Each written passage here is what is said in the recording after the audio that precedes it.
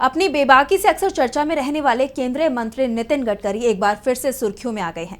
गडकरी ने एक समारोह में बोलते हुए कुछ ऐसा कह डाला जिसे सीधे मोदी सरकार पर निशाना माना जा रहा है, जिसको लेकर सवाल खड़े हो रहे हैं कि क्या गडकरी और मोदी सरकार के बीच सब कुछ ठीक नहीं है।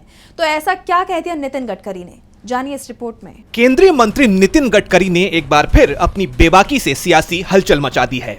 गडकरी अक्सर ही अपने बयानों की वजह से चर्चा में बने रहते हैं और अब उन्होंने नागपुर में एक कार्यक्रम के दौरान कुछ ऐसा कह दिया जिसको लेकर सियासी हलचल तेज हो गई है।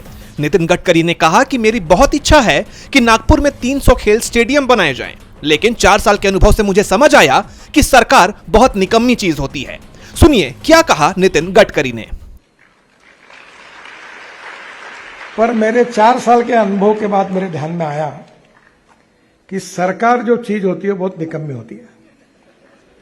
कारपोरेशन, एनआईटी, इनके भरोसे कोई काम नहीं होता। ये चलते गाड़ी को पंक्चर करने का एक्सपर्टाइज उनके पास होता है।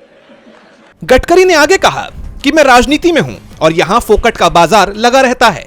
लोग हर चीज मुफ्त में चाहते हैं, लेकिन मैं फोकट में कुछ नहीं देता।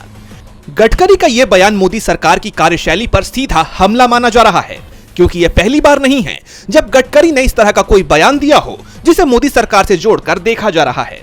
गडकरी अक्सर ही ऐसे बयानों को लेकर चर्चा में रहते हैं और अब उन्होंने एक ऐसा ही और बयान दे दिया है। गडकरी के इस बयान ने एक बार फिर उनके और पार्टी नेतृत्व के बीच तनाव की अटकलों को हवा दे दी है, जिससे सवाल उठ रहे हैं कि क्या गडकरी और मोदी सरकार के बीच सब कुछ ठीक नहीं चल रहा है। डीबी लाइव की रिपोर्ट।